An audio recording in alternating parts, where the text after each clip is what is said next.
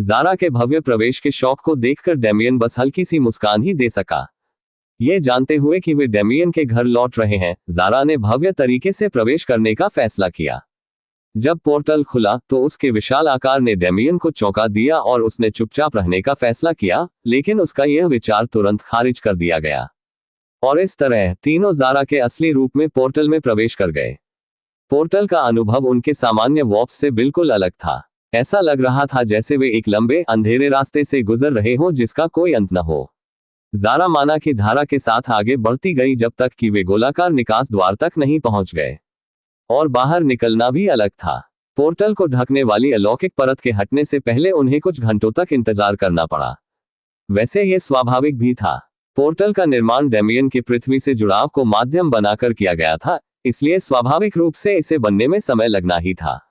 यह एक सामान्य पोर्टल से कहीं अधिक एक द्वार जैसा निकला, लेकिन डेमियन को अभी भी ठीक से समझ नहीं आया था कि द्वार कैसे काम करते हैं। और इसके लिए उसे दोष भी नहीं दिया जा सकता था क्योंकि उसने 4 साल से कोई द्वार नहीं देखा था। और इस तरह कुछ घंटों के इंतजार के बाद वे नीचे उतरे। डेमियन की दृष्टि में सबसे पहले जो चीज आई वह आसमान को छूने के लिए तरसी हुई गगनचुंबी इमारतों की विशाल श्रृंखला थी। विभिन्न कारें हर दिशा में चलती हुई प्रतीत हो रही थी, जैसे कि वे गेट से दूर भाग रही हो, और उसके नीचे हथियारों से लैस लोगों की भीड़ थी। इस बारे में सोचते हुए डेमियन को एहसास हुआ कि एक विशाल द्वार के प्रकट होने पर उनकी यही स्वाभाविक प्रतिक्रिया होती, लेकिन उसे इसकी परवाह नहीं थी। अब जब वह वापस आ गया था तो उसे आराम करने और यह जानने से पहले कुछ काम पूरे करने थे कि उसकी अनुपस्थिति में पृथ्वी में क्या बदलाव आए हैं। और उसने भीड़ के बिल्कुल आगे उन चीजों में से एक को देखा। ज़ारा धीरे धीरे जमीन पर उतरी और अपने सामने खड़े उन नायकों को देखने लगी। डेमियन की तुलना में वे बिल्कुल तुच्छ थे और वह समझ नहीं पा रही थी कि वे उसी दुनिया से कैसे पैदा हुए जिसने उसे बनाया था। इसी बीच रोज कुछ बिल्कुल अलग महसूस कर रही थी। उसने भीड़ को पूरी तरह से अनदेखा कर दिया था और उसकी निगाहें चारों ओर फैले तकनीकी परिदृश्य पर मोहित होकर घूम रही थी।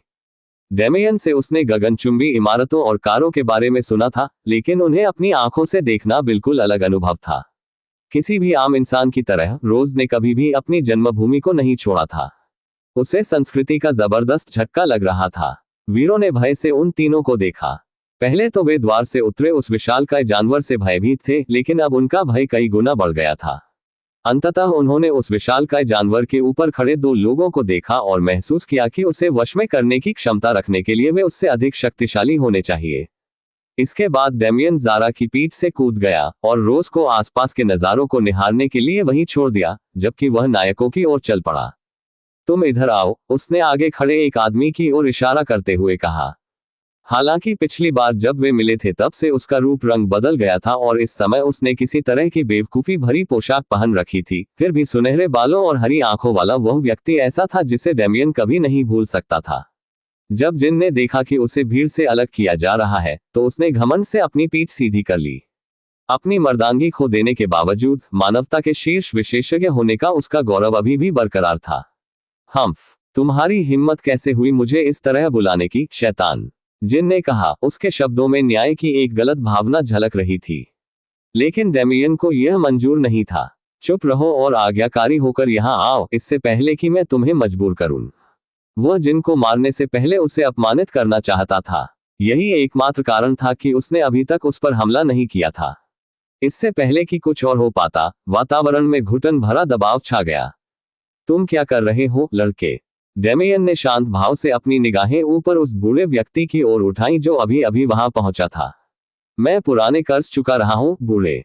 असली सवाल तो यह है कि आपको क्यों लगता है कि आपको ये जानने का अधिकार है।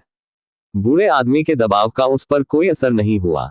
वह ज्यादा से ज्यादा तीसरी श्रेणी के मध्य स्तर पर था, लेकिन डेमियन के लिए इसका कोई महत्व नहीं था।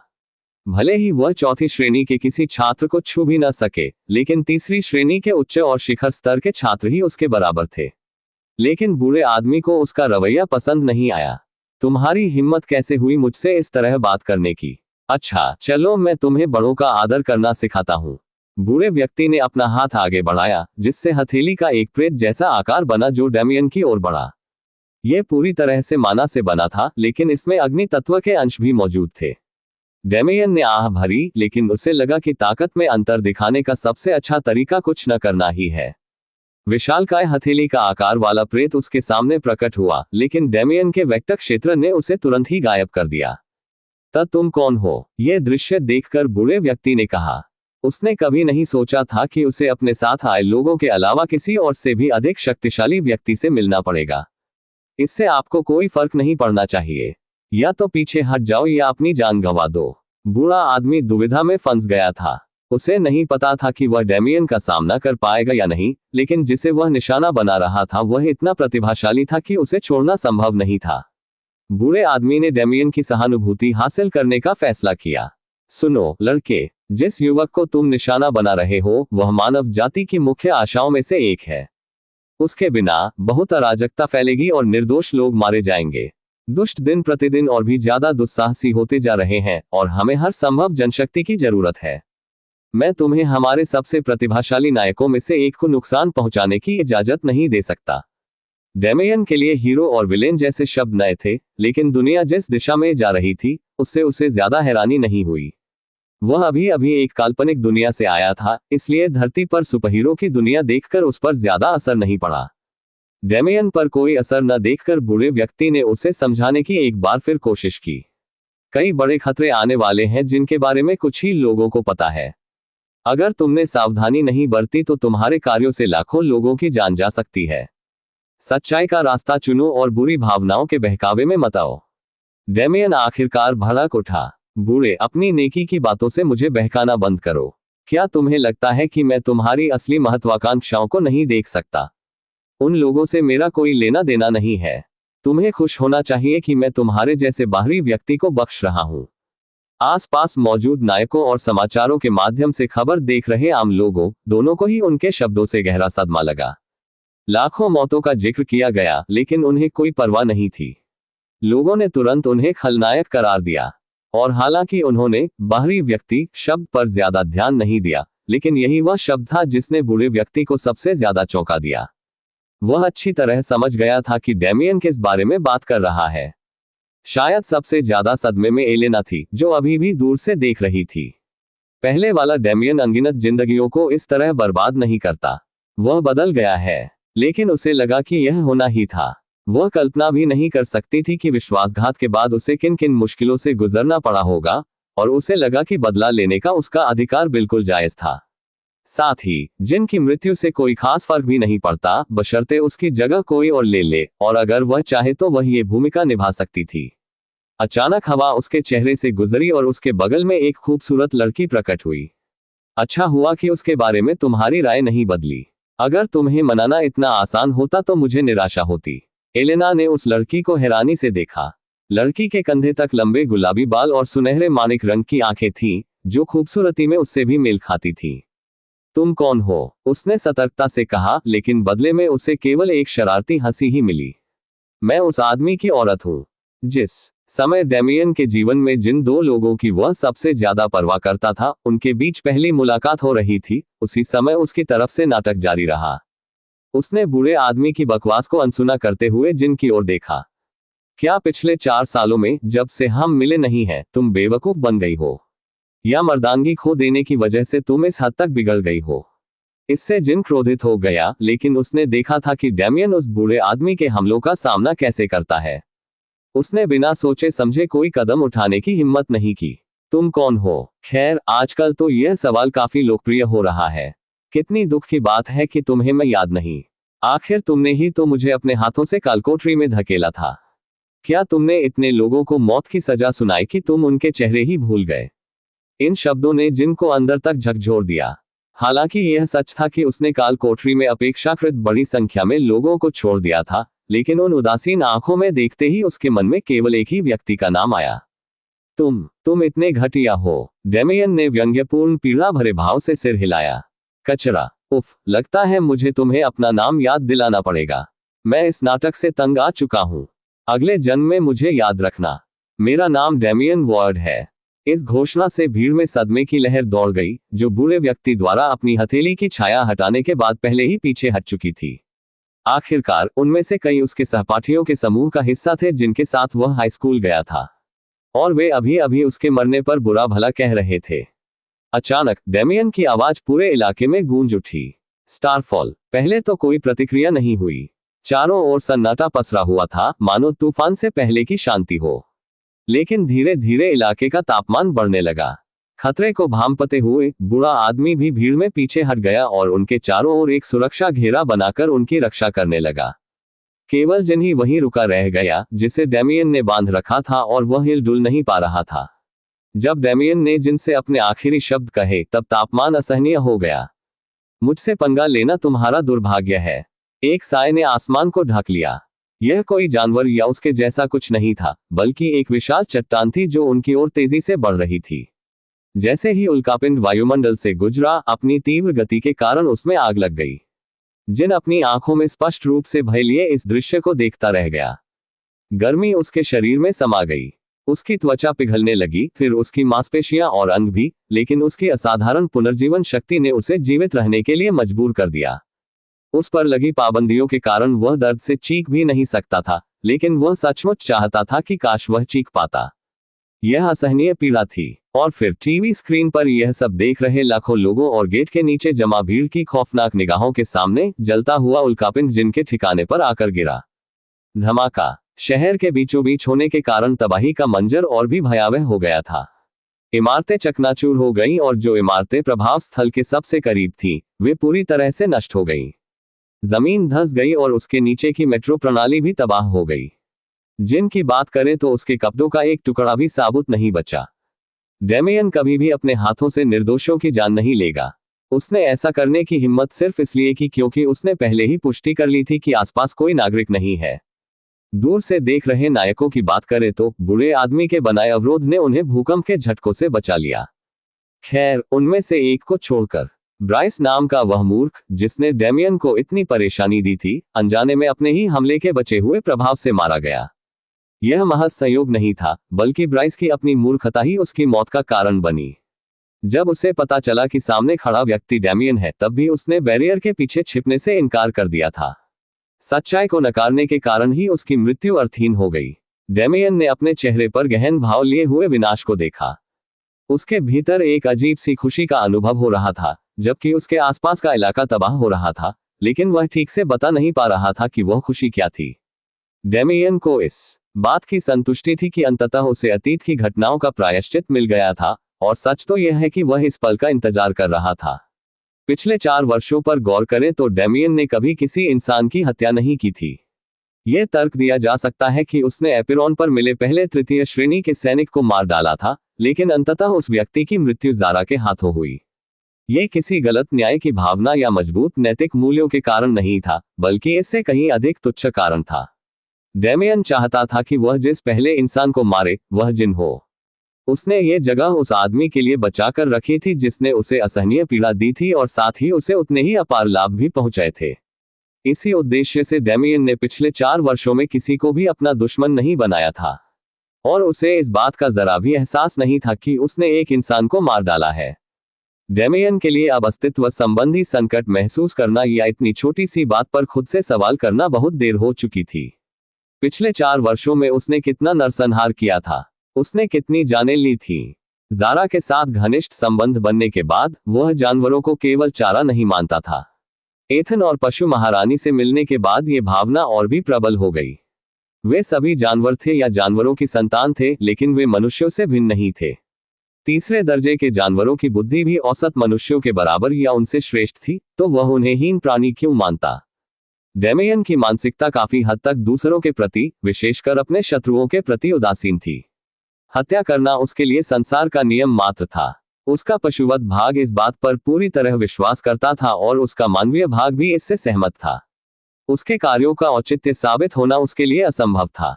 अगर आज के उसके कर्मों का परिणाम भविष्य में भुगतना पड़े तो वह उसका सामना करने के लिए तैयार था। उसे अपने करीबी लोगों के अलावा किसी और की जान की जरा भी परवाह नहीं थी। जिनको मरना ही था, बस बात खत्म। धरती पर क्या हो रहा था वो एक अलग मामला था। बोलने से पहले डेमियन ने एक बार फिर उस बूढ़े आदमी की ओर हल्की सी नजर डाली। मुझे यकीन है कि हम फिर मिलेंगे, उसने ज़ारा को बुलाया, जो इतनी छोटी हो गई थी कि कोई गड़बड़ न कर सके, और उसकी पीठ पर चढ़ गया। हालांकि उसे जल्द ही पता चला कि एक अतिरिक्त यात्री भी है। जब उसने पीछे मुड़कर देखा तो उसे एक नहीं बल्कि दो खूबसूरत लड़कियां उसकी ओर देखती हुई नजर आईं। उनमें से एक के चेहरे पर शरारती मुस्कान थी, जबकि दूसरी अपने आंसू रोकने की पूरी कोशिश कर रही थी।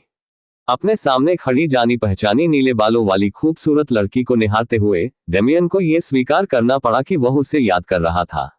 वह जानता था कि वंशानुक्रम से जुड़े मकबरे के मुकदमे के कारण उसकी भावनाएं और तीव्र हो गई थी, लेकिन इसके बिना भी वह उसे याद कर रहा था। वापस लौटने से पहले उसने इस बारे में सोचा था। उसे लगा कि एलेना के लिए यह अनुचित होगा कि उसके मन में उसके एक नकली रूप के लिए भावनाएं जाग उठी। चाहे वह भ्रम कितना भी वास्तविक क्यों न लगे, अंततः वह एक भ्रम ही था। इसलिए उसने कुछ समय उन अवांछित भावनाओं से छुटकारा पाने में बिताया, लेकिन उनके बिना भी वह उसे याद करता रहा। उसे एक बार फिर अपने सामने देखकर ही उसे एहसास हुआ कि यह कितना सच था। बहुत दिनों बाद मिले, उसने मुस्कुराते हुए कहा, कैसे हो? डेमियन के शब्द भले ही सौम्य थे, लेकिन एलेना के बचे खुचे प्रतिरोध को तोड़ने के लिए काफी थे। वह आगे बढ़ी और उसे कसकर गले लगा लिया। डेमियन ने भी जवाब में उसे गले लगाया। इतने वर्षों के वियोग के बाद अपने दोस्त को देखकर वह बहुत खुश था। जब डेमियन जिनके मामले को संभाल रहा था, तब एलेना ने रोज से पिछले 4 सालों के बारे में बात की। हालांकि रोज ने ज्यादातर बातें डेमियन पर छोड़ दी, लेकिन उसने ये जरूर बताया कि वे दोनों साथ थे। और एलेना को यह देखकर तुरंत निराशा हुई। उसने 4 साल तक उसके लिए अपने दिल में प्यार छिपाए रखा था, लेकिन वह पहले से ही एक महिला के साथ वापस आ गया था। लेकिन वह इसे स्वीकार नहीं कर सकी। भले ही वह अपने दिल में जानती थी कि यह सच है, फिर भी वह इसे स्वीकार नहीं कर पाई। और अपनी स्वाभाविक प्रतिस्पर्धी प्रवृत्ति के कारण वह भड़क उठी। भले ही डेमियन की पहले से ही कोई प्रेमिका थी, इसका मतलब यह नहीं था कि वह उसके साथ नहीं रह सकती थी। भले ही उनका रिश्ता प्रेमपूर्ण न हो, फिर भी वे सबसे अच्छे दोस्त थे। वह इस बंधन को बनाए रखने की पूरी कोशिश करेगी, और इसलिए उसने पूरी ताकत से उसे गले लगा लिया। वह नहीं चाहती थी कि वह उसे फिर से छोड़कर जाए। यह सब होते हुए रोज हल्के से मुस्कुराते हुए देख रही थी। उसे अपनी पहली प्रेम प्रतिद्वंदी को चिढ़ाने का मन कर रहा था, इसलिए उसने हरम की अवधारणा के बारे में कुछ नहीं कहा, बस ये देखने के लिए कि क्या होता है, और वह निराश नहीं हुई। एलेना ने उसे बताया था कि वह डेमियन की सबसे अच्छी दोस्त बनकर उसके साथ रहना चाहती है, और रोज ने खुशी खुशी यह बात मान ली थी। हम देखते हैं वह अपनी भावनाओं को कब तक दबा सकती है। मुझे लगता है ज्यादा से ज्यादा 6 महीने। एलेना ने करीब 10 मिनट तक चुपचाप डेमियन की छाती पर सिर रखकर रोया। उसके बाद दोनों अलग हो गए और बातें करने लगे। डेमियन ने स्वाभाविक रूप से कालकोठरी में बिताए अपने समय को संक्षेप में बताया और ज्यादातर एपेरॉन में अपनी यात्राओं के बारे में बताया, जबकि एलेना ने उसे कालकोठरी में अपने कारनामों और पृथ्वी पर हुए परिवर्तनों के बारे में बताया। बातचीत के दौरान ज़ारा उड़ती रही और आखिरकार उस जगह पहुंच गई जहां डेमियन का धरती पर दूसरा और सबसे महत्वपूर्ण काम था। यह ऐसा काम था जिसे वह जरा भी टालना नहीं चाहता था। अब उसकी मां को ठीक करने का समय आ गया था। वे चुपचाप अस्पताल पहुंचे और डेमियन खिड़की के रास्ते अपनी मां के कमरे में दाखिल हुआ, जबकि लड़कियां धैर्यपूर्वक बाहर उसका इंतजार कर रही थीं। जब वह पहुंचा तो वह उस परिचित चेहरे को घूरने लगा जिसे उसने कई सालों से नहीं देखा था। यह एक ऐसा चेहरा था जिसे वह बेहद याद करता था, और चूंकि एलेना लगातार उसके अस्पताल के बिलों का भुगतान कर रही थी, इसलिए वह बिल्कुल वैसी ही दिख रही थी जैसी पिछली बार जब उसने उसे देखा था। आंखों में आंसू लिए डेमियन बोला, माँ, तुम्हारा बेटा आखिरकार लौट आया है। उसने अपने भंडार से अमृत की एक बोतल निकाली और सावधानीपूर्वक उसे उसके मुंह में डालने लगा। आमतौर पर कोई न कोई समस्या या जिम्मेदारी उसे इतनी जल्दी उसका इलाज करने से रोकती थी, लेकिन डेमियन को इन सब बातों की परवाह नहीं थी। पिछले 4 वर्षों से वह इसी मुख्य लक्ष्य के साथ आगे बढ़ रहा था। भले ही बीच बीच में वह थोड़ा भटक गया हो, तो जब उसे मौका मिल चुका है तो वह इसे क्यों टाले। किसी और चीज को प्राथमिकता देने के बारे में सोचना भी सरासर मूर्खता होगी, खासकर मायावी मुकदमे के बाद। जैसे ही उसने अमृत उसके गले में डाला, उसने धीरे से अपनी ऊर्जा उसके शरीर में प्रवाहित की ताकि वह उसके प्रभाव को ग्रहण कर सके। वह अभी भी कोमा में थी, इसलिए वह स्वयं निगल भी नहीं सकती थी। डेमियन की यही इच्छा थी कि लापरवाही के कारण उसकी जान न चली जाए। उसने अपना पूरा ध्यान औषधि के प्रभाव को अधिकतम करने पर केंद्रित कर दिया और अपने आसपास की हर चीज से बेखबर हो गया। समय तेजी से बीत गया और 10 मिनट बाद आखिरकार उसका काम पूरा हो गया। वह पीछे हट गया और परिणामों की प्रतीक्षा करते हुए ध्यानपूर्वक देखने लगा। हालांकि कोई बदलाव न देखकर वह निराश हो गया। उनकी माँ अभी भी बिस्तर पर लेटी हुई थी, मानो शांति से सो रही हो। लेकिन अगर डेमियन उसके शरीर के अंदर हो रहे बदलावों को देख पाता तो उसका मुंह इतना चौड़ा खुल जाता कि उसमें मुट्ठी समा जाती। उसके अंग मजबूत हुए, फिर हड्डियां, मांसपेशियां और गूदा। उसका शरीर प्रथम श्रेणी के औसत छात्र से भी अधिक मजबूत हो गया। उसके भीतर ऊर्जा का संचार हुआ, जिससे उसकी त्वचा का हर रोम छिद्र भर गया और उसकी प्रणाली फिर से जीवंत हो उठी और वह कमी दूर हो गई जिसने उसे परेशान कर रखा था। जब इस प्रणाली ने कहा कि इसका असर मनुष्यों पर अधिक स्पष्ट होता है, तो वह झूठ नहीं बोल रही थी। डेमियन की मां तो मानो उल्टी उम्र की हो गई थी, 50 साल की उम्र के बजाय 20 के दशक के उत्तरार्ध में लग रही थी। यह समझना आसान था कि क्यों एलिक्जिर को दिव्य औषधि माना जाता था। डेमियन ने अपनी आंखें बंद कर ली थी और चुपचाप प्रतिक्रिया की प्रतीक्षा कर रहा था। भले ही वह ऐसा व्यक्ति था जो पलक झपकाए बिना किसी को मार सकता था या मनमर्जी से बड़े पैमाने पर तबाही मचा सकता था, फिर भी अपनी मां के न जागने के ख्याल से वह बुरी तरह डरा हुआ था। और सौभाग्य से उनकी प्रार्थना का उत्तर मिल गया। अमृत के प्रारंभिक प्रभाव समाप्त हो गए और कमरे में शांति लौट आए। अगले ही पल उसकी पलकें फड़फड़ाईं और धीरे धीरे खुल गईं। जब क्लेयर ने अपनी आंखें खोली तो उसने खुद को एक अपरिचित कमरे में पाया। छत टाइलों की थी और बिस्तर उतना आरामदायक नहीं था जितना वह आमतौर पर सोती थी। इसके अलावा उसके शरीर से कई ट्यूब और उपकरण चिपके हुए थे। उसे ऐसा लग रहा था जैसे वह अभी अभी लंबी नींद से जागी हो, लेकिन उसके सपने ऐसे नहीं थे जिनसे वह खुश हो सके। उसने सपने में अपने बेटे को उससे बात करते देखा, हालांकि वह उसका चेहरा नहीं देख पा रही थी, लेकिन वह उसकी पीड़ा को महसूस कर सकती थी। उसने उसे माना नामक ऊर्जा और एक अजीब नई दुनिया जैसी कई चीजों के बारे में बताया, और सच कहूं तो उसे ऐसा लगा जैसे उसका बेटा अपने मध्य विद्यालय के भ्रमों में लौट आया हो। लेकिन फिर एक दिन उसके बेटे की आवाज गायब हो गई। भले ही यह सपना था, लेकिन यह बहुत लंबा सपना था और उसे यह महसूस हो रहा था कि उसके साथ कुछ बुरा हुआ है। लेकिन लाख कोशिश करने के बावजूद वह जाग नहीं पाई। फिर एक और आवाज उसके सपने में आई। वह इस आवाज को पहचानती थी क्योंकि यह उसके बेटे के बचपन के दोस्त की आवाज थी। लेकिन पिछली बार जब क्लेयर ने उससे बात की थी तब वह उससे कहीं ज्यादा उम्रदराज लग रही थी। उसने भी क्लेयर को इस अजीब दुनिया की कहानियां सुनाई, लेकिन उसने डेमियन का जिक्र तक नहीं किया। उसे नहीं पता था कि वह कितने समय से सपना देख रही थी, लेकिन वह बुरी तरह जागना चाहती थी। और आखिरकार जब वह जाग पाई तो उसने जो देखा वह उसे सिर्फ एक अस्पताल का कमरा ही लग रहा था। अजीब बात यह थी कि वह पूरी तरह से ठीक महसूस कर रही थी, या यूं कहें कि वह अपने जीवन के चरम समय से भी बेहतर महसूस कर रही थी। क्लेयर धीरे धीरे उठी और अपने शरीर को जकड़े हुए उपकरण को हटाकर कमरे में चारों ओर देखने लगी। वहां एक व्यक्ति के अलावा लगभग कोई नहीं था, लेकिन उस व्यक्ति को देखकर वह सदमे से लगभग बेहोश हो गई। थॉमस। डेमियन उस नाम को सुनकर चौंक गया जो उसकी मां ने बोला था, और तभी उसे एहसास हुआ कि वह अपने पिता का नाम कभी नहीं जानता था।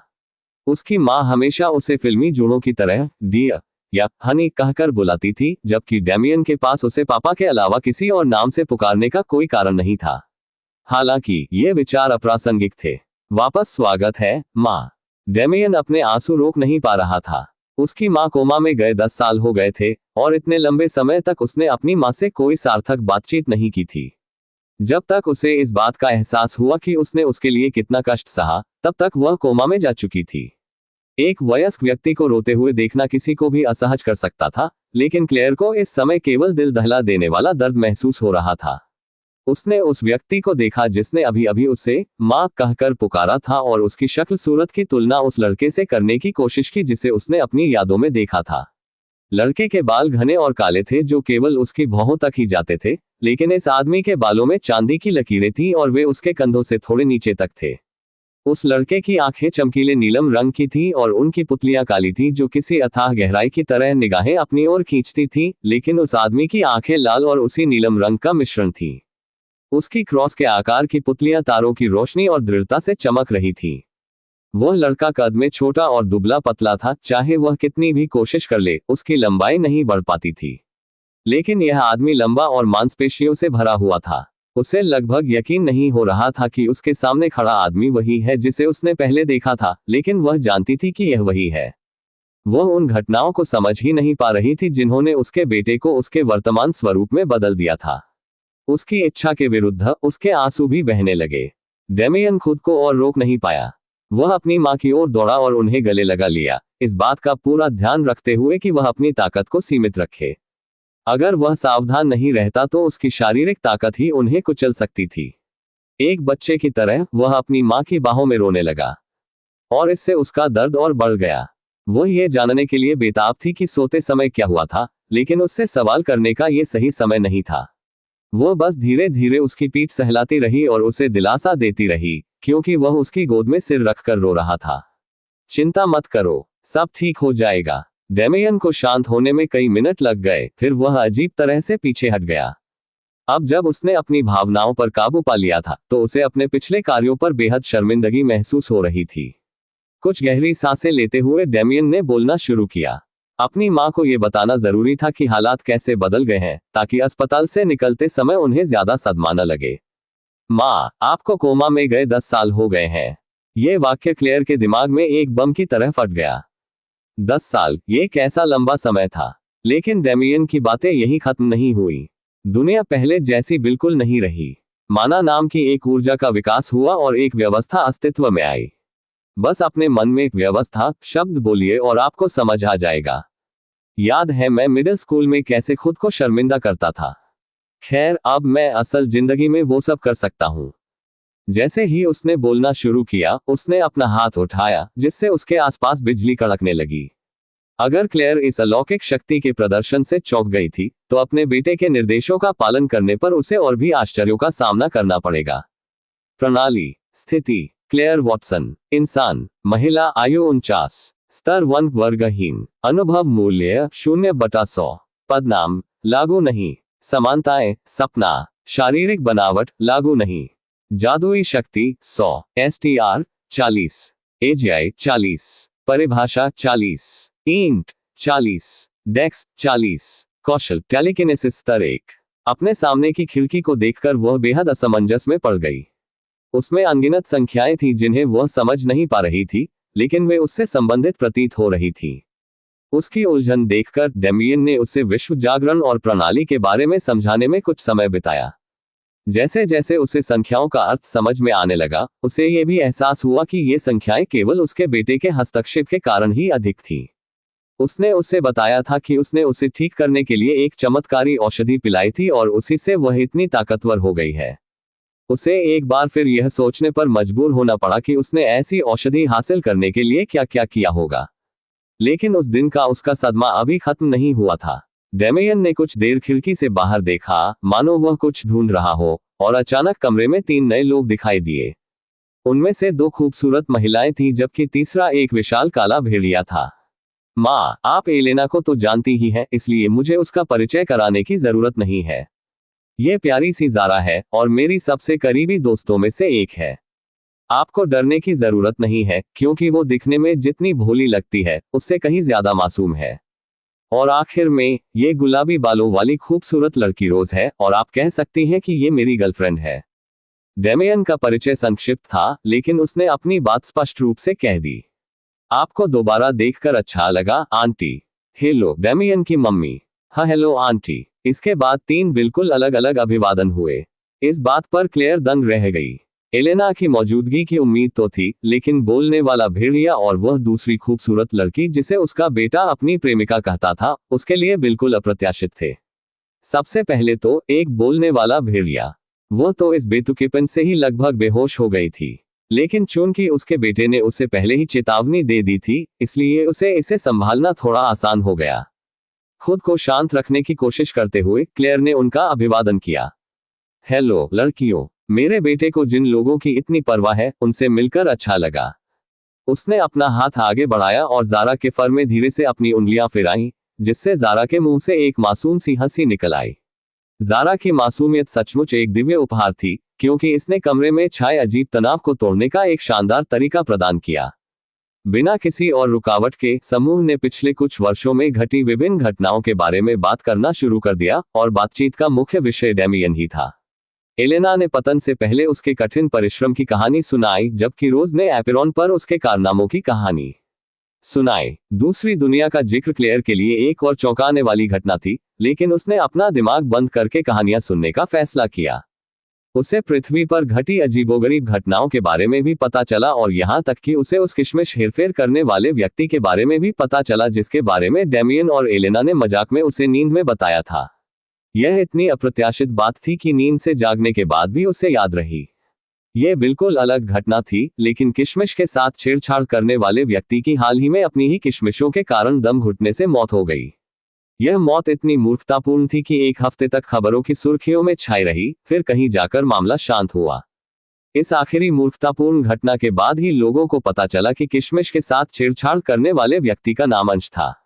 दिन ढलकर रात होने तक बातचीत जारी रही और सभी के चेहरे पर मुस्कान थी। डेमियन के कालकोठरी में गिरने और हाल ही में लॉस एंजल्स के बीचों बीच एक उल्कापिंड गिराने की घटना को कहानी से बाहर रखा गया था, लेकिन यह देखना मजेदार होगा कि जब क्लेयर को इसके बारे में पता चलेगा तो उसकी क्या प्रतिक्रिया होगी। लेकिन डेमियन के समूह की तरह हर कोई खुश नहीं था। कई लोग अपने अपने लक्ष्यों और उद्देश्यों के लिए धरती पर छुपकर काम कर रहे थे। लॉस एंजल्स के बीचों बीच एक विशाल गगनचुंबी इमारत थी जो बाकी सभी इमारतों को पीछे छोड़ देती थी। इसका निर्माण इतना आधुनिक था कि इसमें इस्तेमाल की गई सामग्रियां भी आसपास की इमारतों से कहीं बेहतर थीं। और सबसे आश्चर्यजनक बात यह थी कि इस गगनचुंबी इमारत का निर्माण महज एक सप्ताह में पूरा हो गया था। यह असगार्ड का मुख्यालय था जहां वीर एकत्रित होते थे और उनका प्रबंधन करने वाले लोग काम करते थे। इस इमारत की सबसे ऊपरी मंजिल पर 3 बुजुर्ग एक मेज के चारों ओर बैठे थे। उनके आसपास के गंभीर माहौल से स्पष्ट था कि वे किसी महत्वपूर्ण चर्चा में लगे हुए थे। यिन जियान, कल आखिर हुआ क्या था? तुमने खुद को मूर्ख साबित कर दिया, बूढ़े लोगों में से एक ने कहा। उसका निशाना एक जाना पहचाना बूढ़ा व्यक्ति था जिससे डेमियन कुछ समय पहले ही मिला था। यह मेरी गलती नहीं थी, मैंने बस बीच में आकर एक होनहार खिलाड़ी को बचाने का फैसला किया, लेकिन किसे पता था कि जिसका मुझे सामना करना पड़ेगा वह मुझसे भी ज्यादा मजबूत होगा। अन्य 2 बुजुर्गों के चेहरे गंभीर थे। उन्होंने घटी घटना का प्रसारण देखा था और उससे हुई तबाही को भी देखा था। वो लड़का बहुत ताकतवर था, शायद सिर्फ तुम ही उससे मुकाबला कर सकती थी, शियाओ झेन। दोनों बूढ़े व्यक्तियों ने अपने बीच के तीसरे व्यक्ति की ओर देखा। वह जियाओ ज़ेन था, जो उन तीनों में सबसे बलवान था। नहीं, वह अभी कोर फॉर्मेशन दायरे के शुरुआती चरण में है, या जिसे इस ग्रह पर तीसरी श्रेणी कहते हैं। बात सिर्फ इतनी है कि उसकी दांव की समझ इतनी उन्नत है कि वह अपनी साधना से एक छोटे स्तर ऊपर के प्रतिद्वंद्वी से लड़ सकता है। यिन जियान और दूसरा बूढ़ा व्यक्ति शियाओ झेन को हैरानी से देख रहे थे। जैसा कि उम्मीद थी, बड़े कुलों के सदस्य एक अलग ही किस्म के होते हैं। वह न केवल उस युवक के साधना स्तर का अंदाजा लगा सका, बल्कि उसकी ताकत के पीछे का कारण भी जान सका। फिलहाल इस मुद्दे को स्थगित कर देना चाहिए, क्योंकि हमारे पास इससे भी ज्यादा जरूरी काम है। किन हुआओ, माना गैदरिंग अरेस पर काम की प्रगति कैसी चल रही है? तीसरे बूढ़े व्यक्ति ने जल्दी से जवाब दिया, ग्रह भर में उपयुक्त क्षेत्रों पर सौर मंडल स्थापित कर दिए गए हैं। हमें इस संरचना को सक्रिय करने में ज्यादा समय नहीं लगना चाहिए। अच्छा, जेड हेवनली पैलेस में हलचल मची हुई है। हमारे बनिंग सन सेक्ट जैसे छोटे संगठनों को उनकी भावनाओं का खामियाजा भुगतना पड़ रहा है। हमें जल्दी करनी चाहिए और निफ्लहेम के लोगों के हमसे पहले इस ग्रह पर अपना मिशन पूरा करने से पहले इसे पूरा कर लेना चाहिए। यिन जियान अचानक बोल पड़ा, क्या हमने उन राक्षसों की उत्पत्ति की दुनिया का पता लगा लिया है? शियाओ झेन ने बस अपना सिर हिलाया। अभी तक यह अज्ञात है, लेकिन इस प्रारंभिक दुनिया में स्थित 9 पौराणिक कथाओं का अध्ययन केंद्र एक सुराग हो सकता है। उन्होंने तुरंत इसी केंद्र से अपना नाम ले लिया और हमने भी सुविधा के लिए ऐसा ही किया। इस बात पर यह दुनिया वाकई अजीब है, किन हुआओ ने कहा। उनके पास हमारी दुनिया के समान ज्ञान भी है, फिर भी यहाँ के आम लोग इसे काल्पनिक मानते हैं। बाकी दोनों ने सहमति में सिर हिलाया। उन्होंने पाया कि पृथ्वी पर विविध संस्कृतियां और पौराणिक कथाएं हैं, जिनमें से कुछ अन्य ग्रहों से आश्चर्यजनक रूप से मिलती जुलती हैं। फिर भी उन्होंने ये भी पाया कि पृथ्वी के निवासी अपने ग्रह के अलावा अन्य ब्रह्मांड के बारे में कुछ नहीं जानते थे। यह दुनिया वाकई विचित्र है।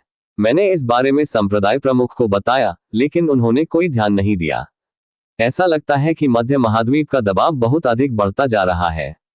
शियाओ झेन ने खिड़की से बाहर देखते हुए आह भरी। यहाँ के नश्वर प्राणी सचमुच दिलचस्प हैं। उनमें साधकों जैसी मानसिकता नहीं है, फिर भी वे इतनी प्रगति करने में सक्षम हैं। इसी कारण से मुझे खुशी है कि मध्य महाद्वीप के उन बड़े संप्रदायों और प्रमुख कुलों की इस दुनिया को पूरी तरह से नष्ट करने की कोई योजना नहीं है।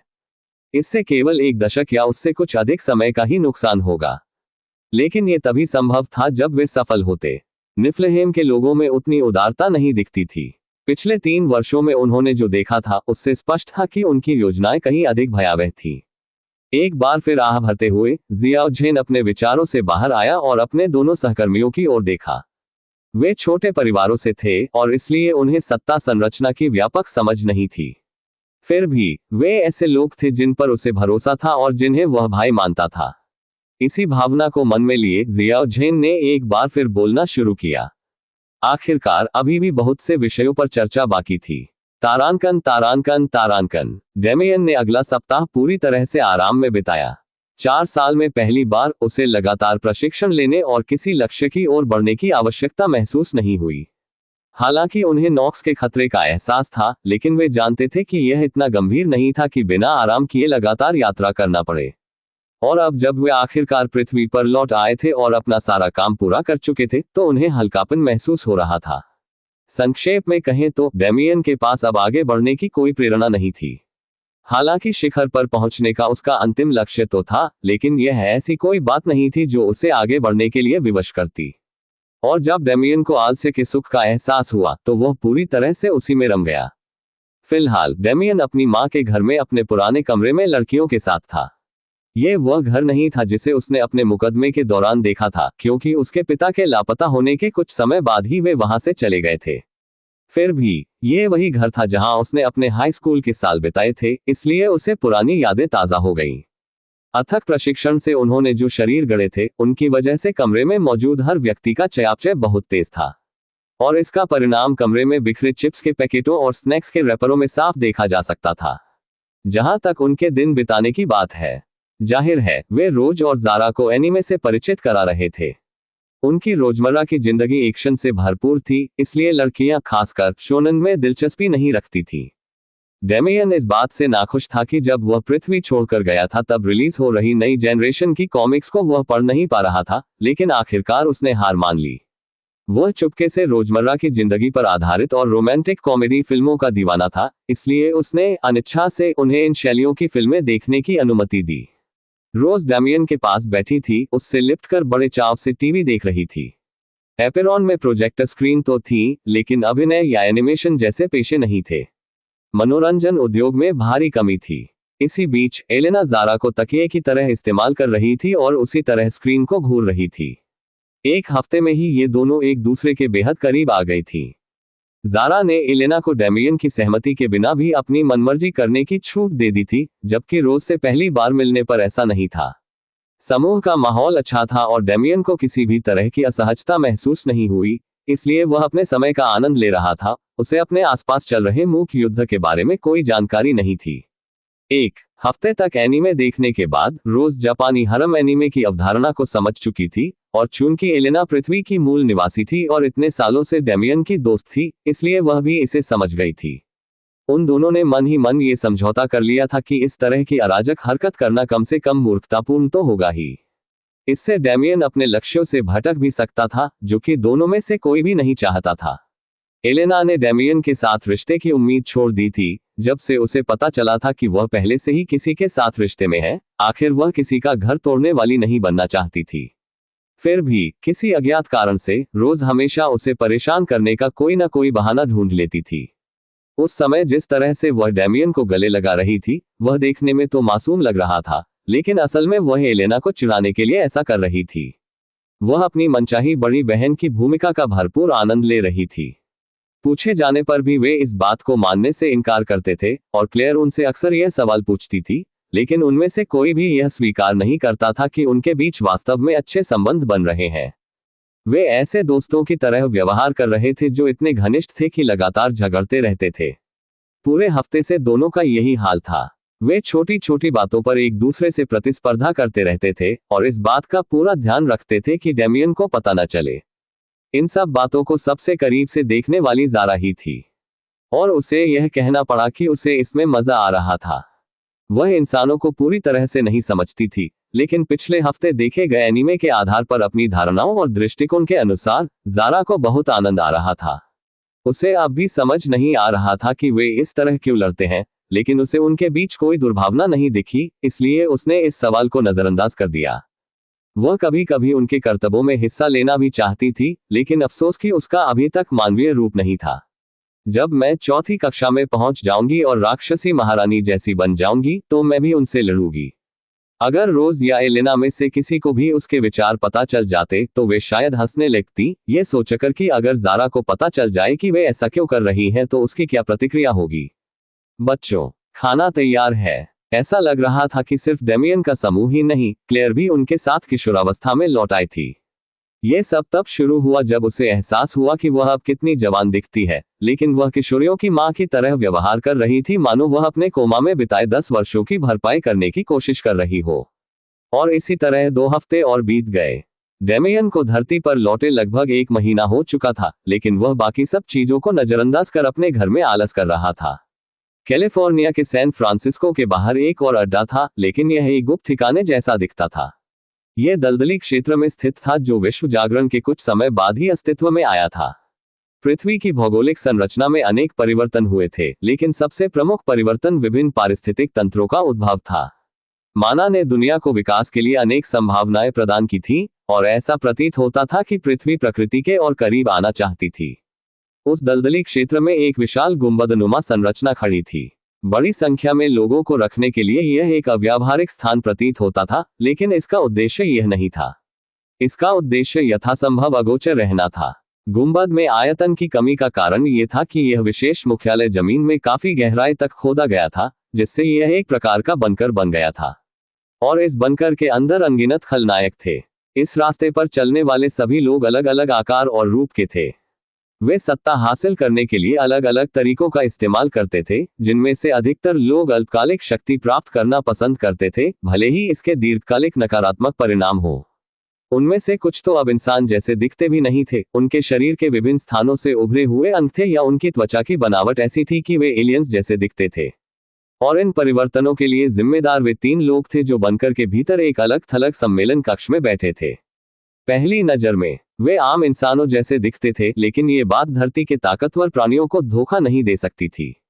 उनके मुखौटों के पीछे छिपी उनकी भयानक आकृतियां साफ दिखाई दे रही थीं। यशाया, उन मनुष्यों की प्रगति कैसी चल रही है? उनमें से एक ने कहा, अच्छा हुआ, इस जाति के किसान क्लाउड प्लेन के किसानों की तुलना में कहीं कम सभ्य हैं। वे आसानी से हमारे प्रलोभनों में फंस जाते हैं, इसलिए इसमें कोई परेशानी नहीं हुई। पहले आदमी ने सिर हिलाया। अच्छा, अब हमारे मुख्य लक्ष्य की ओर बढ़ने का समय लगभग आ गया है। उस दिशा में कैसी प्रगति हुई है, वेस? कमरे में मौजूद तीसरे व्यक्ति ने बोलना शुरू किया। मूल निकालने की प्रक्रिया में अनुमान से अधिक समय लगेगा। ऐसा प्रतीत होता है कि इसने किसी अन्य प्राणी या वस्तु से संबंध स्थापित कर लिया है, जिससे इसे वश में करना मुश्किल हो रहा है। हल्दिर, जब तक हम इस संबंध के स्रोत का पता नहीं लगा लेते, तब तक हम योजना के अनुसार आगे नहीं बढ़ पाएंगे। हल्दिर ने लापरवाही से सिर हिलाया। उनके पास समय की कोई कमी नहीं थी, इसलिए उन्हें थोड़ी सी रुकावट से कोई आपत्ति नहीं थी। असगार्ड में लोगों की क्या प्रतिक्रिया है? धरती पर मौजूद यह नकल शायद ही कोई बाधा है।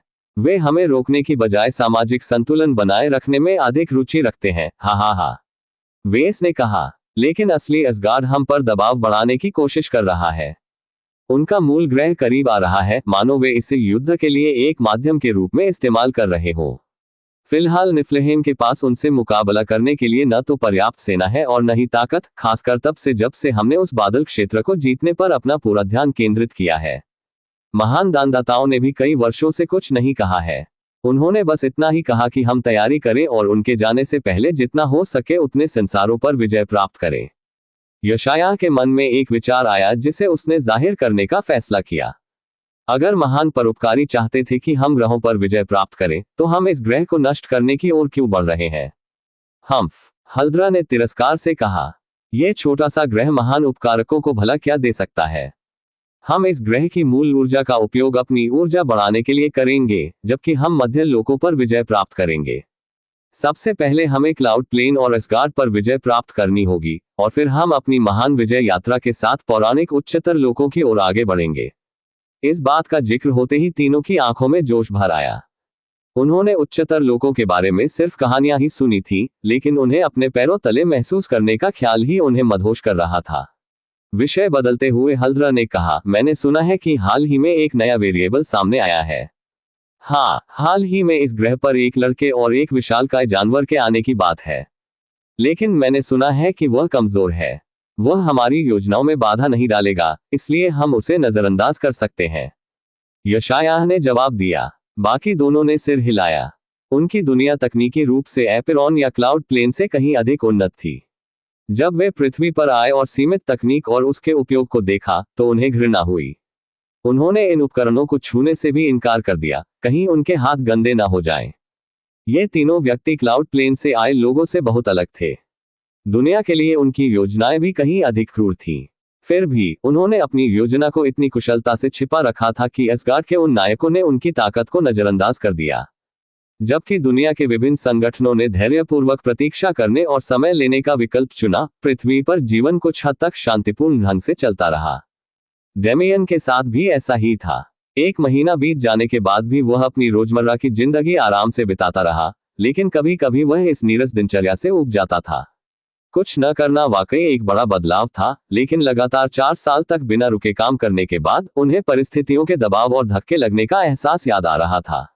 उन्हें एक नया लक्ष्य चाहिए था। फिर भी धरती उसे वह सब देने के लिए अभी भी बहुत कमजोर थी। बेशक वह खुले हुए द्वारों में जाकर अंदर मौजूद हर जानवर को मार सकता था, लेकिन अब उसमें कोई मजा नहीं था। 2 साल कालकोठरी में फंसे रहने के बाद वह उनसे ऊब चुका था। अपनी ऊब दूर करने के लिए कभी कभी वह रोज से कहता कि वह उसे मायाजाल से भेष बदल दे और फिर वह एक सुपरहीरो बनने की चाह रखने वाले की तरह अपराध से लड़ने निकल पड़ता। लेकिन अब इसमें भी रोमांच फीका पड़ रहा था। अंततः दुनिया की कमजोरी ही इसका कारण बन गई। डेमियन को वह बूढ़ा आदमी याद आया जिससे वह धरती पर वापस आने पर पहली बार मिला था।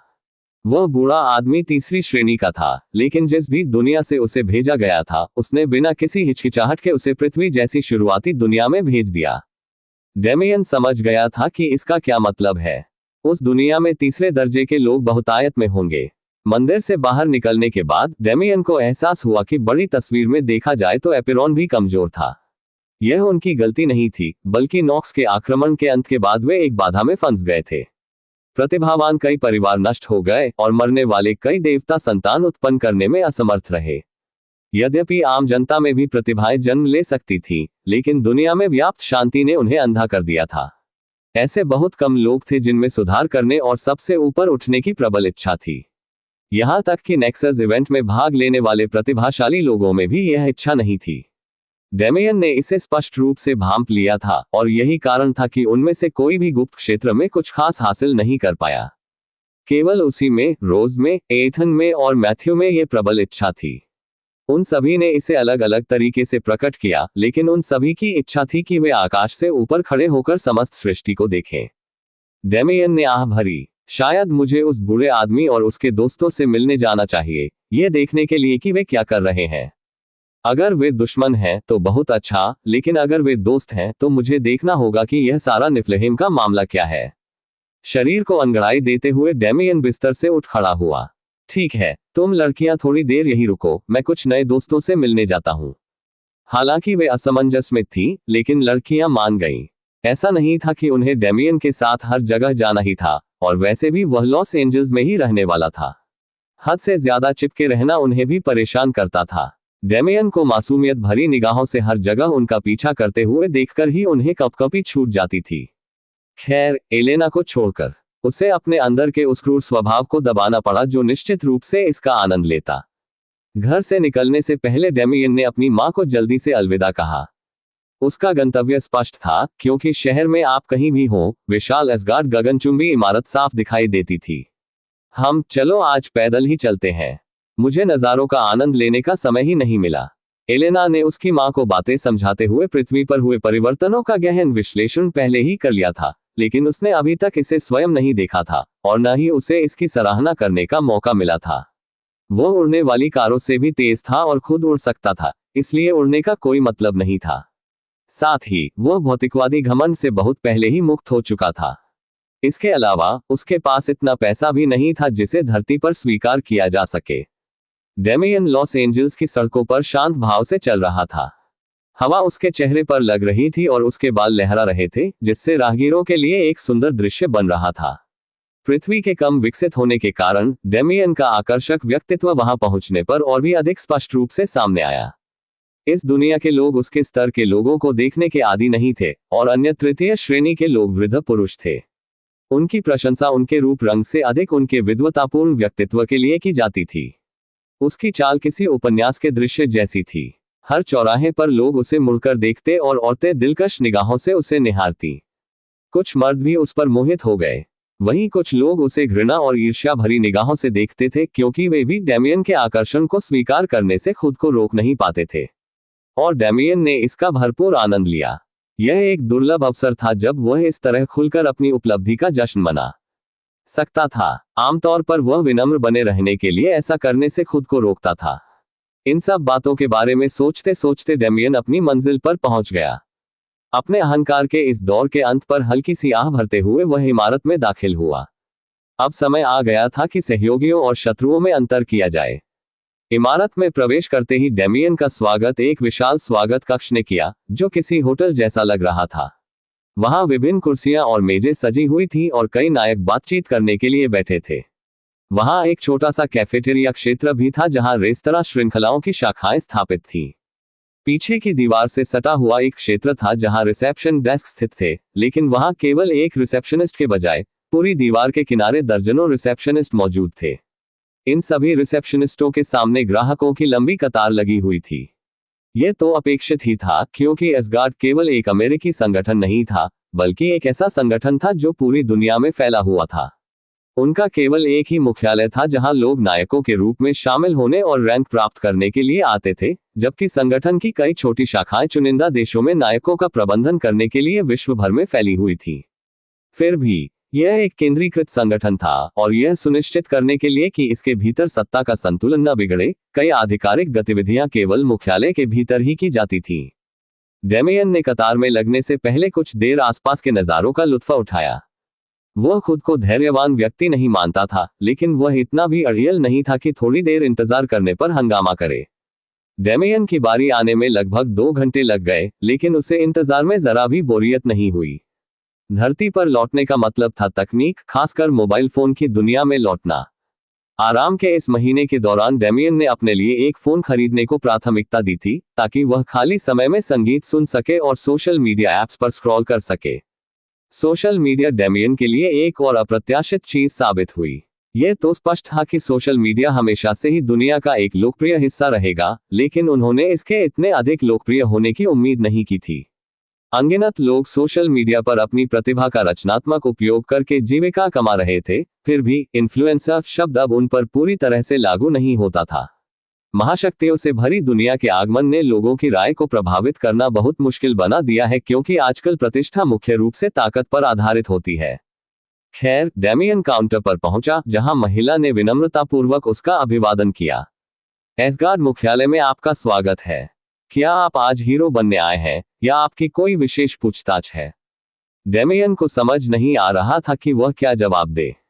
मैं नेताओं से बात करना चाहता हूं, या कुछ ऐसा कहकर बातचीत शुरू नहीं कर सकता था, क्योंकि ऐसा करने से वह अपराधी जैसा लगेगा, लेकिन उसे यह भी नहीं पता था कि इस विषय पर बात कैसे शुरू करे। क्या आप मुझे बता सकते हैं कि ऊपरी मंजिलों की संरचना कैसी है? मेरा मतलब भौतिक संरचना से नहीं, बल्कि वहां काम करने वाले लोगों से है। वह महिला थोड़ी संशय में थी, लेकिन डेमियन के स्पष्टीकरण के बाद उसने मान लिया कि वह इमारत में डेस्क जॉब करने के बारे में सोच रहा है, इसलिए उसने उसके सवालों के जवाब दिए।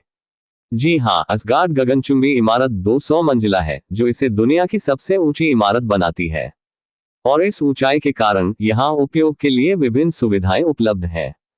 चलिए सबसे नीचे की 30 मंजिलों से शुरू करते हैं। ये मंजिलें नायकों के लिए परीक्षण और प्रशिक्षण क्षेत्र के रूप में काम करती हैं। जैसा कि आप जानते हैं, जब कोई नायक एसगार्ड में शामिल होना चाहता है, तो उसका परीक्षण किया जाता है और उसे एफ से एसएसएस तक की रैंक दी जाती है। ये रैंक उसके विशेषाधिकारों और उन गतिविधियों के स्तर को निर्धारित करती है जिनमें वह भाग ले सकता है। इन रैंकों के परीक्षण और निर्धारण के लिए उपयोग की जाने वाली सुविधाएं पहली 10 मंजिलों पर मौजूद हैं। अगली 20 मंजिलें नए और अनुभवी नायकों के प्रशिक्षण के लिए विभिन्न प्रशिक्षण क्षेत्रों से भरी हुई हैं। इन्हें हमारे संस्थापकों द्वारा विशेष रूप से डिजाइन किया गया है, इसलिए इनकी कार्यक्षमता सिद्ध हो चुकी है। उसके बाद 30 मंजिलें हैं, जो एक प्रकार के होटल या अपार्टमेंट कॉम्प्लेक्स के रूप में काम करती हैं। इस इमारत में काम करने वाले लोग कभी कभी इसमें रहना भी पसंद करते हैं, क्योंकि प्रवेश और निकास द्वार रोजाना भीड़ भाड़ वाले हो जाते हैं और वहां से हम काम से संबंधित मंजिलों पर पहुंचते हैं।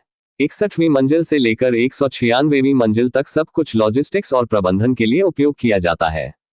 चूंकि असगार्ड एक वैश्विक संगठन है, इसलिए उचित व्यवस्था के बिना चीजें बहुत अव्यवस्थित हो सकती हैं। जहां तक अंतिम 4 मंजिलों की बात है, मुझे उस जानकारी का खुलासा करने की अनुमति नहीं है, क्योंकि वे पूरी तरह से संस्थापकों और उनके द्वारा अनुमत व्यक्तियों के लिए आरक्षित हैं। डेमियन ने इस स्पष्टीकरण को थोड़ी हैरानी से सुना। 200 कहानियां अनावश्यक और मात्र दिखावे के लिए लग रही थीं, लेकिन ऐसा लग रहा था कि उनका सही उपयोग किया गया था। आखिर दुनिया के हर देश के सहायक कर्मचारियों को रखने के लिए काफी जगह की आवश्यकता तो होगी ही। फिर भी उसे समझ नहीं आ रहा था कि उसे कैसा महसूस करना चाहिए, क्योंकि स्पष्टीकरण से उसे कोई मदद नहीं मिली। आह भरते हुए डेमियन ने फैसला किया कि हंगामा करने के अलावा उन्हें सचेत करने का कोई और तरीका नहीं था। लगता है मुझे ये काम कठिन तरीके से ही करना पड़ेगा। महोदया, आपकी ताकत को देखते हुए जो होने वाला है उसमें आपको चोट लग सकती है, इसलिए कृपया सुरक्षित दूरी पर हट जाए। डेमियन को आम नागरिकों को नुकसान पहुंचाने में कोई दिलचस्पी नहीं थी, लेकिन उसने अपनी बात पूरी सख्ती से कहने की कोशिश की। डेमियन के दबे हुए दबाव से घुटन महसूस करते हुए रिसेप्शनिस्ट और उसके पीछे कतार में खड़े लोग पीछे हट गए। जब वे इतनी दूरी पर पहुंच गए जिसे डेमियन ने पर्याप्त सुरक्षित माना, तो उसने तीसरे दर्जे के योद्धा के रूप में अपनी पूरी आभा को मुक्त कर दिया। पूरा हॉल सन्नाटे में डूब गया। कमरे में मौजूद कई लोगों के दिलों में डर बैठ गया और उनके भीतर तक खौफ पैदा हो गया। किसी को नहीं पता था कि डेमियन क्या चाहता है, लेकिन उसके कार्यों से ऐसा लग रहा था मानो वह मुख्यालय में तबाही मचाने आया हो। इमारत की सबसे ऊपरी मंजिल पर यिन जियान ने भी इस दबाव को महसूस किया। हालांकि इससे उसका दम नहीं घुटा, लेकिन उसे यह जाना पहचाना सा लगा। फिर भी यह किसी भी तीसरे दर्जे के व्यक्ति की आभा नहीं थी जिसे वह जानता था। जब तक कि इस संभावना के बारे में सोचते ही यिन जियान तुरंत बालकनी से कूदकर नीचे फुटपाथ पर आ गया। जमीन पर पहुंचने का यही सबसे आसान तरीका था। इमारत में दोबारा प्रवेश करते ही उसने देखा कि डेमियन कमरे के बीचों बीच खड़ा है। लड़के, मुझे नहीं पता कि तुम क्यों आए हो, लेकिन मुझे उम्मीद है कि तुम कोई गड़बड़ करने नहीं आए हो। डेमियन उस आवाज की ओर मुड़ा और मुस्कुराया, फिर अपनी आभा समेट ली। अरे, यह मेरी गलती है। मैं आपसे शांतिपूर्वक बात करना चाहता था, लेकिन आपसे संपर्क करने का मुझे कोई और तरीका सूझा ही नहीं। बूढ़े ने बेबसी से आह भरी। दरअसल वे एक दूसरे को नहीं जानते थे, इसलिए प्रतिक्रिया पाने का यही सबसे तेज तरीका था। लोगों के मन में उठने वाली धारणाओं के बावजूद डेमियन के साहस को देखकर वह बस आश्चर्यचकित रह गया। ठीक है, अगर आप सिर्फ बात करने आए हैं तो मेरे साथ ऊपर चलिए।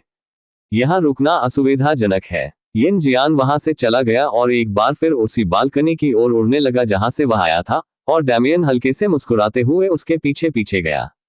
हालांकि यिन जियान थोड़ा आशंकित था, लेकिन उसे लगा कि उसके अन्य 2 साथियों के साथ होने से उन्हें डेमियन के बारे में जरा भी चिंता करने की जरूरत नहीं होगी। और यह अनुमान आंशिक रूप से सही था। हालांकि डेमियन की युद्ध क्षमता उसे उच्च स्तरीय तृतीय श्रेणी के प्राणियों से लड़ने में सक्षम बनाती थी, लेकिन यह केवल एक बनाम एक लड़ाई में ही संभव था। समूह युद्ध में उसकी क्षमता बेहद सीमित हो जाती। फिर भी भाग निकलना आसान होता, इसलिए उसे डरने की कोई बात नहीं थी। पेंट हाउस में पहुंचकर यिन जियान डेमियन को उस कॉन्फ्रेंस रूम में ले गया जहां तीनों बुजुर्ग पहले मिले थे, और फिर अपने साथियों को बुलाया। बस कुछ पल उनके आने का इंतजार कीजिए, फिर हम कोई भी चर्चा शुरू कर सकते हैं। यिन जियान ने देखा कि डेमियन बड़े आराम से बैठा है। उसे पता था कि डेमियन पेंट हाउस में मौजूद बाकी 2 लोगों की मौजूदगी को महसूस कर सकता है, लेकिन उसके चेहरे पर दिख रहे सुकून भरे भाव को देखकर यिन जियान को कुछ शक होने लगा। ऐसा तो नहीं हो सकता कि वह सोचता हो कि वह हम तीनों को एक साथ हरा सकता है ना? शियाओ झेन और किन हुआओ को आने में ज्यादा समय नहीं लगा। सामने खड़े लड़के को देखकर दोनों ने अपना आश्चर्य छुपा लिया। सचमुच उसकी प्रतिभा मध्य महाद्वीप के उन प्रतिभाशाली लोगों के बराबर भी हो सकती है, जियाओ झेन ने सोचा। फिर भी बाहर से वह उदासीन बना रहा। आप हमसे किस बारे में बात करने आए हैं? डेमियन ने उस आदमी को देखते हुए बस एक ही विचार किया, मजबूत। जियाओ झेन इतना मजबूत था कि डेमियन को सतर्क होना पड़ा, लेकिन फिर भी उसने उसी तरह प्रतिक्रिया दी। आज मेरा उद्देश्य सीधा साधा है। मैं यहाँ ये निर्धारित करने आया हूँ कि आप लोग मेरे सहयोगी हैं या शत्रु। जैसा कि आप जानते ही हैं, मैं इसी दुनिया का निवासी हूं, इसलिए मैं आपको इसे नष्ट करने या इस पर नकारात्मक प्रभाव डालने की अनुमति नहीं दे सकता। तीनों व्यक्ति गंभीर हो गए। मुझे लगता है कि आप पहले से ही जानते हैं कि हम यहाँ स्वार्थी इरादों से आए हैं, यिन जियान ने कहा, लेकिन हमारा इस छोटी सी दुनिया को स्थायी रूप से नुकसान पहुंचाने का कोई इरादा नहीं है। डेमियन ने सिर हिलाया। उसे शुरू से ही इसका अंदाजा था। अगर किसी शक्तिशाली दुनिया के लोगों के पास कोई साजिश या योजना न होती, तो वे यहाँ कभी नहीं आते। तो फिर आपकी योजना क्या है? इस बार जियाओ ज़ेन ने बात की। इन जटिल बातों पर हम बाद में चर्चा कर सकते हैं। बस इतना जान लो कि निफ्लहेम के उन दुष्टों ने जो भी योजना बनाई है, उससे सावधान रहने की जिम्मेदारी तुम्हारी नहीं, बल्कि तुम्हारी है। इमारत में प्रवेश करते ही डेमियन का स्वागत एक विशाल स्वागत कक्ष ने किया, जो किसी होटल जैसा लग रहा था। वहां विभिन्न कुर्सियां और मेजें सजी हुई थी और कई नायक बातचीत करने के लिए बैठे थे। वहां एक छोटा सा कैफेटेरिया क्षेत्र भी था, जहां रेस्तरां श्रृंखलाओं की शाखाएं स्थापित थीं। पीछे की दीवार से सटा हुआ एक क्षेत्र था जहां रिसेप्शन डेस्क स्थित थे, लेकिन वहां केवल एक रिसेप्शनिस्ट के बजाय पूरी दीवार के किनारे दर्जनों रिसेप्शनिस्ट मौजूद थे। इन सभी रिसेप्शनिस्टों के सामने ग्राहकों की लंबी कतार लगी हुई थी। यह तो अपेक्षित ही था, क्योंकि एसगार्ड केवल एक अमेरिकी संगठन नहीं था, बल्कि एक ऐसा संगठन था जो पूरी दुनिया में फैला हुआ था। उनका केवल एक ही मुख्यालय था जहां लोग नायकों के रूप में शामिल होने और रैंक प्राप्त करने के लिए आते थे, जबकि संगठन की कई छोटी शाखाएं चुनिंदा देशों में नायकों का प्रबंधन करने के लिए विश्व भर में फैली हुई थी। फिर भी यह एक केंद्रीकृत संगठन था, और यह सुनिश्चित करने के लिए कि इसके भीतर सत्ता का संतुलन न बिगड़े, कई आधिकारिक गतिविधियां केवल मुख्यालय के भीतर ही की जाती थीं। डेमियन ने कतार में लगने से पहले कुछ देर आसपास के नज़ारों का लुत्फ उठाया। वह खुद को धैर्यवान व्यक्ति नहीं मानता था, लेकिन वह इतना भी अड़ियल नहीं था कि थोड़ी देर इंतजार करने पर हंगामा करे। डेमियन की बारी आने में लगभग 2 घंटे लग गए, लेकिन उसे इंतजार में जरा भी बोरियत नहीं हुई। धरती पर लौटने का मतलब था तकनीक, खासकर मोबाइल फोन की दुनिया में लौटना। आराम के इस महीने के दौरान डेमियन ने अपने लिए एक फोन खरीदने को प्राथमिकता दी थी, ताकि वह खाली समय में संगीत सुन सके और सोशल मीडिया ऐप्स पर स्क्रॉल कर सके। सोशल मीडिया डेमियन के लिए एक और अप्रत्याशित चीज साबित हुई। यह तो स्पष्ट था कि सोशल मीडिया हमेशा से ही दुनिया का एक लोकप्रिय हिस्सा रहेगा, लेकिन उन्होंने इसके इतने अधिक लोकप्रिय होने की उम्मीद नहीं की थी। अनगिनत लोग सोशल मीडिया पर अपनी प्रतिभा का रचनात्मक उपयोग करके जीविका कमा रहे थे, फिर भी इन्फ्लुएंसर शब्द अब उन पर पूरी तरह से लागू नहीं होता था। महाशक्तियों से भरी दुनिया के आगमन ने लोगों की राय को प्रभावित करना बहुत मुश्किल बना दिया है, क्योंकि आजकल प्रतिष्ठा मुख्य रूप से ताकत पर आधारित होती है। खैर, डेमियन काउंटर पर पहुंचा, जहां महिला ने विनम्रतापूर्वक उसका अभिवादन किया। एसगार्ड मुख्यालय में आपका स्वागत है। क्या आप आज हीरो बनने आए हैं, या आपकी कोई विशेष पूछताछ है? डेमियन को समझ नहीं आ रहा था कि वह क्या जवाब दे। मैं नेताओं से बात करना चाहता हूं, या कुछ ऐसा कहकर बातचीत शुरू नहीं कर सकता था, क्योंकि ऐसा करने से वह अपराधी जैसा लगेगा, लेकिन उसे यह भी नहीं पता था कि इस विषय पर बात कैसे शुरू करे। क्या आप मुझे बता सकते हैं कि ऊपरी मंजिलों की संरचना कैसी है? मेरा मतलब भौतिक संरचना से नहीं, बल्कि वहां काम करने वाले लोगों से है। वह महिला थोड़ी संशय में थी, लेकिन डेमियन के स्पष्टीकरण के बाद उसने मान लिया कि वह इमारत में डेस्क जॉब करने के बारे में सोच रहा है, इसलिए उसने उसके सवालों के जवाब दिए। जी हाँ, असगार्ड गगनचुंबी इमारत 200 मंजिला है, जो इसे दुनिया की सबसे ऊंची इमारत बनाती है। और इस ऊंचाई के कारण यहाँ उपयोग के लिए विभिन्न सुविधाएं उपलब्ध हैं। चलिए सबसे नीचे की 30 मंजिलों से शुरू करते हैं। ये मंजिलें नायकों के लिए परीक्षण और प्रशिक्षण क्षेत्र के रूप में काम करती हैं। जैसा कि आप जानते हैं, जब कोई नायक असगार्ड में शामिल होना चाहता है, तो उसका परीक्षण किया जाता है और उसे एफ से एसएसएस तक की रैंक दी जाती है। ये रैंक उसके विशेषाधिकारों और उन गतिविधियों के स्तर को निर्धारित करती है जिनमें वह भाग ले सकता है। इन रैंकों के परीक्षण और निर्धारण के लिए उपयोग की जाने वाली सुविधाएं पहली 10 मंजिलों पर मौजूद हैं। अगली 20 मंजिलें नए और अनुभवी नायकों के प्रशिक्षण के लिए विभिन्न प्रशिक्षण क्षेत्रों से भरी हुई हैं। इन्हें हमारे संस्थापकों द्वारा विशेष रूप से डिजाइन किया गया है, इसलिए इनकी कार्यक्षमता सिद्ध हो चुकी है। उसके बाद 30 मंजिलें हैं, जो एक प्रकार के होटल या अपार्टमेंट कॉम्प्लेक्स के रूप में काम करती हैं। इस इमारत में काम करने वाले लोग कभी कभी इसमें रहना भी पसंद करते हैं, क्योंकि प्रवेश और निकास द्वार रोजाना भीड़ भाड़ वाले हो जाते हैं। और वहां से हम काम से संबंधित मंजिलों पर पहुंचते हैं। 61वीं मंजिल से लेकर 196वीं मंजिल तक सब कुछ लॉजिस्टिक्स और प्रबंधन के लिए उपयोग किया जाता है। चूंकि असगार्ड एक वैश्विक संगठन है, इसलिए उचित व्यवस्था के बिना चीजें बहुत अव्यवस्थित हो सकती हैं। जहां तक अंतिम 4 मंजिलों की बात है, मुझे उस जानकारी का खुलासा करने की अनुमति नहीं है, क्योंकि वे पूरी तरह से संस्थापकों और उनके द्वारा अनुमत व्यक्तियों के लिए आरक्षित हैं। डेमियन ने इस स्पष्टीकरण को थोड़ी हैरानी से सुना। 200 कहानियां अनावश्यक और मात्र दिखावे के लिए लग रही थी, लेकिन ऐसा लग रहा था कि उनका सही उपयोग किया गया था। आखिर दुनिया के हर देश के सहायक कर्मचारियों को रखने के लिए काफी जगह की आवश्यकता तो होगी ही। फिर भी उसे समझ नहीं आ रहा था कि उसे कैसा महसूस करना चाहिए, क्योंकि स्पष्टीकरण से उसे कोई मदद नहीं मिली। आह भरते हुए डेमियन ने फैसला किया कि हंगामा करने के अलावा उन्हें सचेत करने का कोई और तरीका नहीं था। लगता है मुझे ये काम कठिन तरीके से ही करना पड़ेगा। महोदया, आपकी ताकत को देखते हुए जो होने वाला है उसमें आपको चोट लग सकती है, इसलिए कृपया सुरक्षित दूरी पर हट जाइए। डेमियन को आम नागरिकों को नुकसान पहुंचाने में कोई दिलचस्पी नहीं थी, लेकिन उसने अपनी बात पूरी सख्ती से कहने की कोशिश की। डेमियन के दबे हुए दबाव से घुटन महसूस करते हुए रिसेप्शनिस्ट और उसके पीछे कतार में खड़े लोग पीछे हट गए। जब वे इतनी दूरी पर पहुंच गए जिसे डेमियन ने पर्याप्त सुरक्षित माना, तो उसने तीसरे दर्जे के योद्धा के रूप में अपनी पूरी आभा को मुक्त कर दिया। पूरा हॉल सन्नाटे में डूब गया। कमरे में मौजूद कई लोगों के दिलों में डर बैठ गया और उनके भीतर तक खौफ पैदा हो गया। किसी को नहीं पता था कि डेमियन क्या चाहता है, लेकिन उसके कार्यों से ऐसा लग रहा था मानो वह मुख्यालय में तबाही मचाने आया हो। इमारत की सबसे ऊपरी मंजिल पर यिन जियान ने भी इस दबाव को महसूस किया। हालांकि इससे उसका दम नहीं घुटा, लेकिन उसे यह जाना पहचाना सा लगा।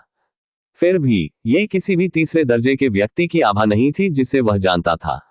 जब तक कि इस संभावना के बारे में सोचते ही यिन जियान तुरंत बालकनी से कूदकर नीचे फुटपाथ पर आ गया। जमीन पर पहुंचने का यही सबसे आसान तरीका था। इमारत में दोबारा प्रवेश करते ही उसने देखा कि डेमियन कमरे के बीचों बीच खड़ा है। लड़के, मुझे नहीं पता कि तुम क्यों आए हो, लेकिन मुझे उम्मीद है कि तुम कोई गड़बड़ करने नहीं आए हो। डेमियन उस आवाज की ओर मुड़ा और मुस्कुराया, फिर अपनी आभा समेट ली। अरे, यह मेरी गलती है। मैं आपसे शांतिपूर्वक बात करना चाहता था, लेकिन आपसे संपर्क करने का मुझे कोई और तरीका सूझा ही नहीं। बूढ़े ने बेबसी से आह भरी। दरअसल वे एक दूसरे को नहीं जानते थे, इसलिए प्रतिक्रिया पाने का यही सबसे तेज तरीका था। लोगों के मन में उठने वाली धारणाओं के बावजूद डेमियन के साहस को देखकर वह बस आश्चर्यचकित रह गया। ठीक है, अगर आप सिर्फ बात करने आए हैं तो मेरे साथ ऊपर चलिए। यहां रुकना असुविधाजनक है। यिन जियान वहां से चला गया और एक बार फिर उसी बालकनी की ओर उड़ने लगा जहां से वह आया था, और डेमियन हल्के से मुस्कुराते हुए उसके पीछे पीछे गया। हालांकि यिन जियान थोड़ा आशंकित था, लेकिन उसे लगा कि उसके अन्य 2 साथियों के साथ होने से उन्हें डेमियन के बारे में जरा भी चिंता करने की जरूरत नहीं होगी। और यह अनुमान आंशिक रूप से सही था। हालांकि डेमियन की युद्ध क्षमता उसे उच्च स्तरीय तृतीय श्रेणी के प्राणियों से लड़ने में सक्षम बनाती थी, लेकिन यह केवल एक बनाम एक लड़ाई में ही संभव था। समूह युद्ध में उसकी क्षमता बेहद सीमित हो जाती। फिर भी भाग निकलना आसान होता, इसलिए उसे डरने की कोई बात नहीं थी। पेंट हाउस में पहुंचकर यिन जियान डेमियन को उस कॉन्फ्रेंस रूम में ले गया जहां तीनों बुजुर्ग पहले मिले थे, और फिर अपने साथियों को बुलाया। बस कुछ पल उनके आने का इंतजार कीजिए, फिर हम कोई भी चर्चा शुरू कर सकते हैं। यिन जियान ने देखा कि डेमियन बड़े आराम से बैठा है। उसे पता था कि डेमियन पेंट हाउस में मौजूद बाकी 2 लोगों की मौजूदगी को महसूस कर सकता है, लेकिन उसके चेहरे पर दिख रहे सुकून भरे भाव को देखकर यिन जियान को कुछ शक होने लगा। ऐसा तो नहीं हो सकता कि वह सोचता हो कि वह हम तीनों को एक साथ हरा सकता है ना? शियाओ झेन और किन हुआओ को आने में ज्यादा समय नहीं लगा। सामने खड़े लड़के को देखकर दोनों ने अपना आश्चर्य छुपा लिया। सचमुच उसकी प्रतिभा मध्य महाद्वीप के उन प्रतिभाशाली लोगों के बराबर भी हो सकती है, जियाओ झेन ने सोचा। फिर भी बाहर से वह उदासीन बना रहा। आप हमसे किस बारे में बात करने आए हैं? डेमियन ने उस आदमी को देखते हुए बस एक ही विचार किया, मजबूत। जियाओ झेन इतना मजबूत था कि डेमियन को सतर्क होना पड़ा, लेकिन फिर भी उसने उसी तरह प्रतिक्रिया दी। आज मेरा उद्देश्य सीधा साधा है। मैं यहाँ ये निर्धारित करने आया हूँ कि आप लोग मेरे सहयोगी हैं या शत्रु। जैसा कि आप जानते ही हैं, मैं इसी दुनिया का निवासी हूँ, इसलिए मैं आपको इसे नष्ट करने या इस पर नकारात्मक प्रभाव डालने की अनुमति नहीं दे सकता। तीनों व्यक्ति गंभीर हो गए। मुझे लगता है कि आप पहले से ही जानते हैं कि हम यहाँ स्वार्थी इरादों से आए हैं, यिन जियान ने कहा, लेकिन हमारा इस छोटी सी दुनिया को स्थायी रूप से नुकसान पहुंचाने का कोई इरादा नहीं है। डेमियन ने सिर हिलाया। उसे शुरू से ही इसका अंदाजा था। अगर किसी शक्तिशाली दुनिया के लोगों के पास कोई साजिश या योजना न होती तो वे यहाँ कभी नहीं आते। तो फिर आपकी योजना क्या है? इस बार जियाओ ज़ेन ने बात की। इन जटिल बातों पर हम बाद में चर्चा कर सकते हैं। बस इतना जान लो कि निफ्लहेम के उन दुष्टों ने जो भी योजना बनाई है, उससे सावधान रहने की जिम्मेदारी तुम्हारी नहीं, बल्कि तुम्हारी है।